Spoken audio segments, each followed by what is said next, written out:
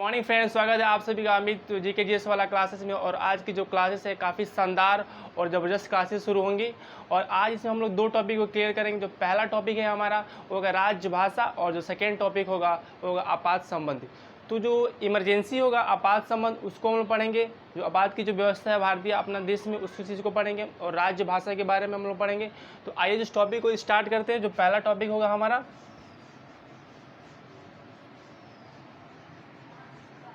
जो पहला जो हमारा टॉपिक होगा उस टॉपिक पहला क्या होगा, राजभाषा। जो राजभाषा है उसके बारे में कितने लैंग्वेजेस है, कितने भाषा है, उस चीज़ को हम लोग पढ़ेंगे। तो जो पहला टॉपिक है क्या हमारा,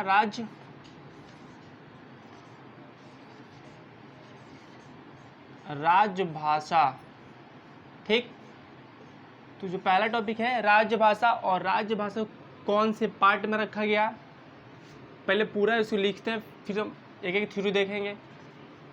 इसको पार्ट की जब बात करें संविधान में तो इसको पार्ट 17 में रखा गया है। और आर्टिकल कहाँ किसके बीच आता है, ये आर्टिकल 343 से लेके 351 के बीच आता है। अनुच्छेद 343 के बीच से लेके 351 के बीच में राजभाषा दिया गया।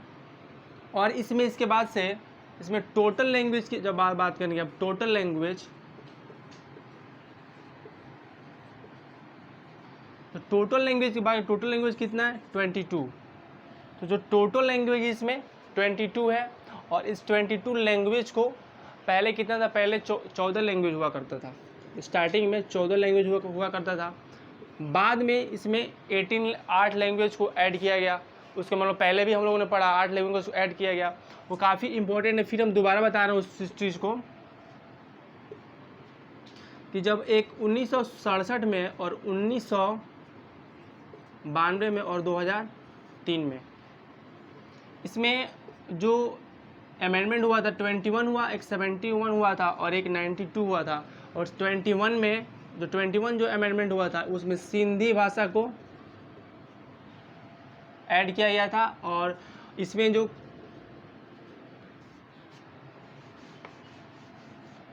71 अमेंडमेंट हुआ था, उस 71 अमेंडमेंट में कोंकणी, मणिपुरी और नेपाली, इन 3 भाषाओं को ऐड किया गया था। और जो 19.2 था हमारा 19.2, उसमें डोगरी, बोडो, मैथिली और संथाली। तो डोगरी, बोडो, मैथिली और संथाली 4 भाषाओं को ऐड किया गया था। तो टोटल मिला के जो 8 हो जाता था, 92 जब अमेंडमेंट किया गया था तो इसमें टोटल मिला के 22 अमेंडमेंट हो जाता था। तो इसमें डायरेक्ट क्वेश्चन पूछता है कि 21 अमेंडमेंट में कौन सी भाषा को ऐड किया गया था, 71 अमेंडमेंट में कौन सी भाषा को ऐड किया गया था, और 92 अमेंडमेंट में कौन सी भाषा को ऐड किया गया था। तो इसमें आपको याद होना चाहिए ये जो हमारा ये था और ये 21 अमेंडमेंट हुआ था, इनमें इसमें एक भाषा को ऐड किया गया था। और तो इसमें 71वां संविधान संशोधन में 3 भाषा को ऐड किया गया था। और जो 92वां संशोधन हुआ था उसमें 4 भाषा को ऐड किया गया था। तो टोटल लैंग्वेज कितने हो जाता है, टोटल लैंग्वेज 22 लैंग्वेज हो जाता है। इसके बाद से जो ये हमारा इसके बाद से क्या होता है कि अभी भी टोटल लैंग्वेज कितने में 21। भारत में 22 भाषाएँ बोली जाती हैं, लेकिन भारत का कोई एक अपना राष्ट्रीय भाषा नहीं है, कोई राष्ट्रीय भाषा नहीं है। तो अभी भी लेकिन राज्य भाषा के तौर पे हिंदी को माना जाता है। हिंदी क्या है, एक राज्य भाषा है। तो उस चीज़ को हम लोग आगे देखेंगे। एक जो आर्टिकल आया था 347, जो आर्टिकल था 347 में यह प्रावधान दिया गया है कि यदि कोई भी एक राज्य है, यदि किसी भाषा को ज़्यादा तौर पे बोला जाता है, ज़्यादा वहाँ पे बोलने वाले लोग हैं, तो उस राष्ट्रपति के द्वारा उस भाषा को क्या एक राज्य भाषा के तौर पे मान लिया जाएगा। तो 347 जो आर्टिकल था, जो भाषा मतलब ज़्यादा जो भाषा बोली जाएंगे जिस राज्य में, उस भाषा को प्रेसिडेंट के द्वारा उसका राजभाषा मान लिया जाता है। ये जो 347 आर्टिकल में दिया गया। और जितने भी हमारा सुप्रीम कोर्ट हुआ, हाई कोर्ट हुआ, सुप्रीम कोर्ट, हाई कोर्ट और एक संसद या विधानमंडल में जो भाषा दिया जाता है, जब तक ऐसा माना कि कहा गया है कि जब तक संसद के द्वारा कोई भी एक राष्ट्रीय भाषा के रूप में नहीं मान लिया जाता, तब तक जो संसद, हाई कोर्ट या सुप्रीम कोर्ट की विधानमंडल की जो भाषाएं होंगी वो अंग्रेजी में होगा, सारी चीज़ें क्या होंगी, इंग्लिश में होगा। इस बात को रखा गया। इसके बाद से जो हमारा जो अगला टॉपिक है, उस टॉपिक में हम पढ़ेंगे आपात व्यवस्था, इमरजेंसी। क्या है इमरजेंसी? ये काफी इंपॉर्टेंट टॉपिक है, हर बार एग्जाम में आता है। इमरजेंसी, आपात उपबंध, ठीक, इमरजेंसी। इसको आर्टिकल में 352 से लेके 360 बीच रखा गया। इस संविधान में 352 से लेके 356 के बीच में रखा गया है। और इसमें पहला 352 जो आर्टिकल आता है वो आर्टिकल है प्रेसिडेंट रूल, नेशनल इमरजेंसी। और 356 जो है प्रेसिडेंट रूल होता है, राष्ट्रीय प्रेसिडेंट रूल होता है। और जो 356 से 360 जो होगा तो क्या होता है, वित्तीय आपात, फाइनेंशियल इमरजेंसी।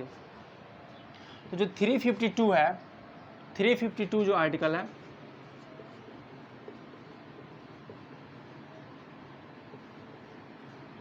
जो 352 आर्टिकल जो क्या बोलते हैं, नेशनल इमरजेंसी, राष्ट्रीय आपात, कन्फर्म।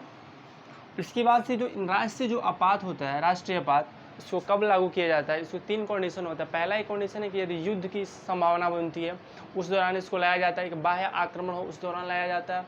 और जो तीसरा जो होता है हमारा सशस्त्र विद्रोह, पहला क्या होगा, युद्ध की संभावना,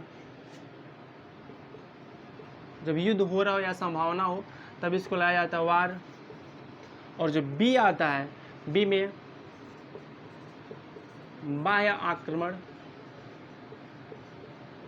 और जो सी आता है, सी जो होगा हमारा, पहला होगा युद्ध होगा वार लेवल पे, दूसरा बाह्य आक्रमण।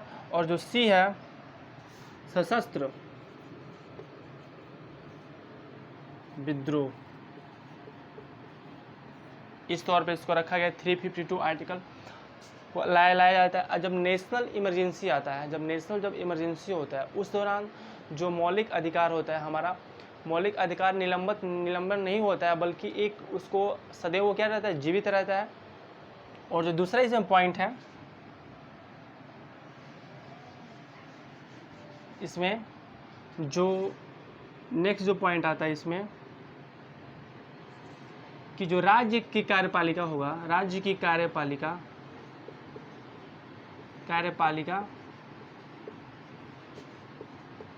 संघ कार्यपालिका के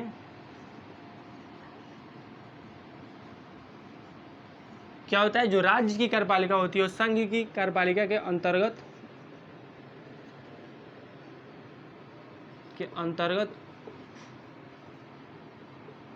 के नियंत्रण में हो जाता है, के नियंत्रण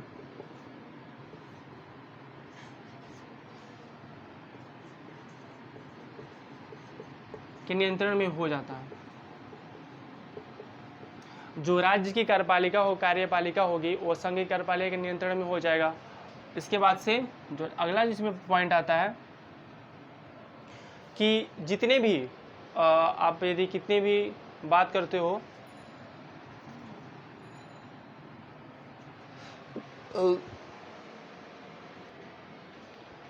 उसके बाद से जो नेशनल, उसके बाद से क्या हुआ था, जो 44 अमेंडमेंट हुआ था, 44 जो अमेंडमेंट हुआ था, जो 44वां संविधान संशोधन हुआ था, उसमें इस बात को कहा गया था कि जो 352 आर्टिकल है, जो 352 आर्टिकल है, जो नेशनल इमरजेंसी है, वो किसी भी राज्य में, भारत के किसी भी राज्य में उसको लाया जा सकता है, लागू किया जा सकता है। किसी भी राज्य में लागू किया जा सकता है।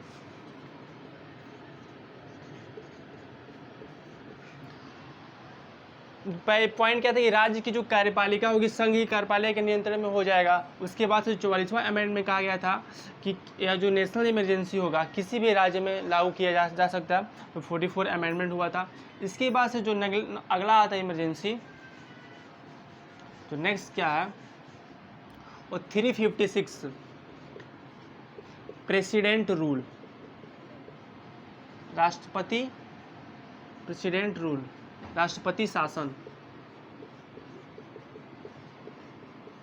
राष्ट्रपति शासन।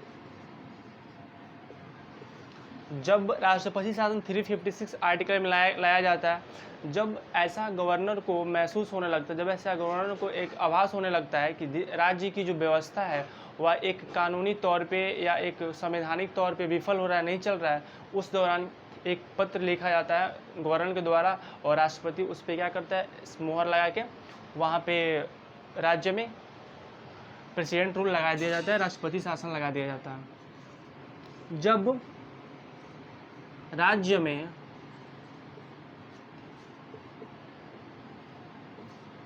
संवैधानिक, जब राज्य में संवैधानिक रूप से व्यवस्था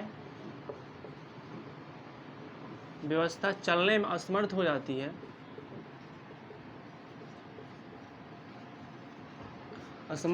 जाती है,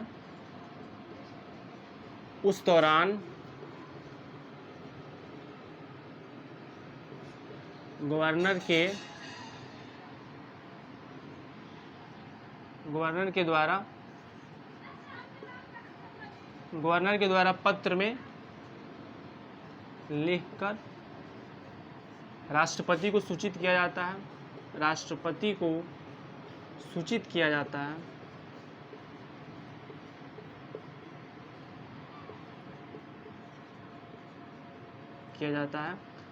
उसके बाद क्या होता है, जब प्रेसिडेंट रूल वहाँ पे फिर राष्ट्रपति वहाँ पे फिर राष्ट्रपति के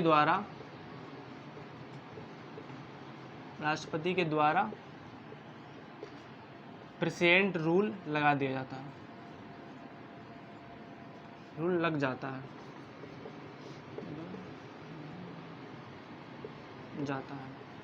तो 356 आर्टिकल जो कहता है, जब गवर्नर के द्वारा वहाँ पे एक राज्य में संवैधानिक रूप से उसकी व्यवस्थाएं चलने में असमर्थ हो जाती है, विफल हो जाती हैं, उस दौरान राष्ट्रपति के द्वारा राष्ट्रपति शासन लगा दिया जाता है।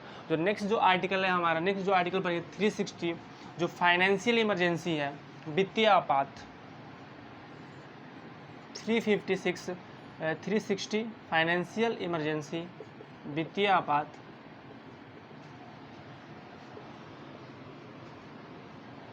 इमरजेंसी, वित्तीय आपात।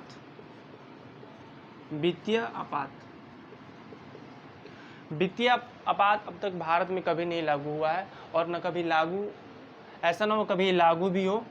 और इसमें बात क्या है कि जब ऐसा जब राष्ट्रपति को महसूस होता है कि जो भारत की जो वित्तीय व्यवस्था है उसकी क्या वो खतरे में, उस दौरान वो वित्तीय शासन या वित्तीय फाइनेंशियल इमरजेंसी को लागू करता है। जब भारत की वित्तीय स्थिति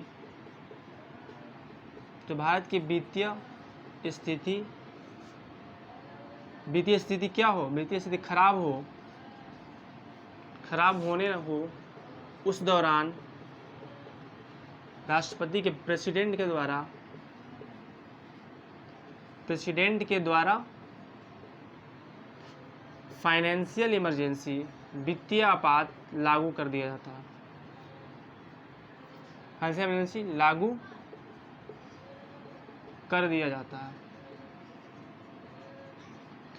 तो 360 फाइनेंशियल इमरजेंसी क्या था, जब राष्ट्रपति को ऐसा आभास होता है कि जो भारतीय की जो वित्तीय व्यवस्था है वो क्या एक खतरे में, उस दौरान उसको फाइनेंशियल इमरजेंसी लागू कर दिया जाता है, फाइनेंशियल इमरजेंसी लागू कर दिया जाता। तो बस जो आज की क्लासेस हम लोगों ने पढ़ा था, दो टॉपिक पढ़ा था, एक राजभाषा और एक फाइनेंशियल और एक इमरजेंसी। और जो इमरजेंसी के जो प्रधान है उसे जर्मनी के कॉन्स्टिट्यूशन से लिया गया था। और आज की जो क्लासेस हो गई इतना ही। थैंक यू, धन्यवाद। इस चैनल को लाइक करें और सब्सक्राइब करें और अपने दोस्तों में शेयर करें।